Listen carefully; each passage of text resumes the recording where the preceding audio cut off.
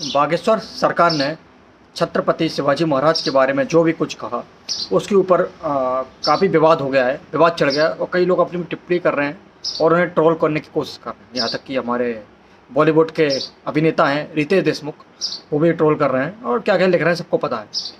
सबसे पहले बात जानो भाई, उन्होंने क्या क्या क्या कहा था। उन्होंने ये कहा था कि छत्रपति शिवाजी महाराज जब थक गए थे युद्ध से तो अपने गुरु के पास गए और गुरु के चरणों में अपना मुकुट रख के बोलते कि महाराज मैं थक गया हूँ गुरुदेव। तो गुरुदेव ने कहा कि गुरुदेव ने उनका मुकुट उठाया और उनके सर पर लगाया कि जाओ युद्ध करो, मतलब तुम इसी के लिए बने हो, तुम रह जाओ। और फिर उन्होंने एक और बात कही और उन्हें अर्जुन का भी उदाहरण दिया कि जब अर्जुन अपने परिवार को देख कर घबरा गए थे, उन्होंने उनको मारने की वो नहीं की तो उन्होंने अपना मुकुट श्री कृष्ण भगवान के चरणों में रख दिया। फिर श्री कृष्ण भगवान ने उनको गीता का उपदेश दिया, यही बात तो उन्होंने बताई। अब मुझे एक बात बताओ यहाँ कि जो शिष्य होता है वो अपने गुरु के पास जाता है तो क्या बोलता है? शिष्य और बेटे का रिश्ता एक बाप बेटे की तरह होता है, पिता और बेटे की तरह होता है।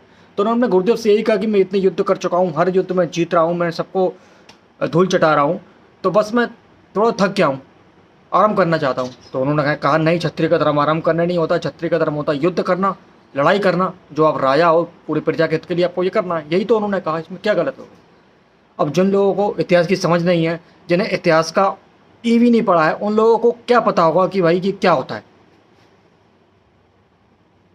कि क्या होता है इतिहास में, क्या हुआ क्या नहीं हुआ। अब रितेश देशमुख नंगपन करने वाले, नंगा नृत्य करने वाले लोग, ये बॉलीवुड का नंगा नृत्य करने वाले, नंगी नंगी पिक्चर बनाने वाले, ये क्या जानेंगे?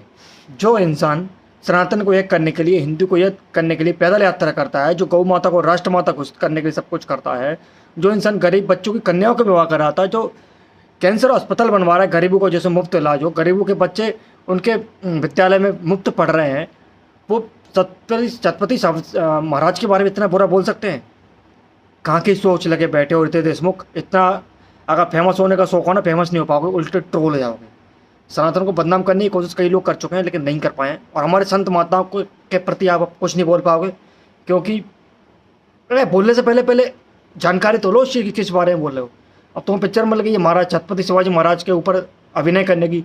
मैं तो कह रहा हूँ कौन सा पागल सा डायरेक्टर है, कौन बेवकूफ़ डायरेक्टर जिसने ऐसे नंगे लोगों को, जो गंदे गंदे गाली वाली पिक्चर करते हैं, ऐसे लोगों को छत्रपति शिवाजी महाराज बना दिया। कुछ तो शर्म इनको करनी चाहिए इस डायरेक्टर को।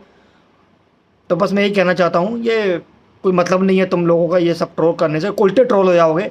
ठीक है, तो महाराज जी को ट्रोल मत करो, वो तो बहुत कुछ कर रहे हैं, तुम भी कुछ कर लो सनातन के लिए।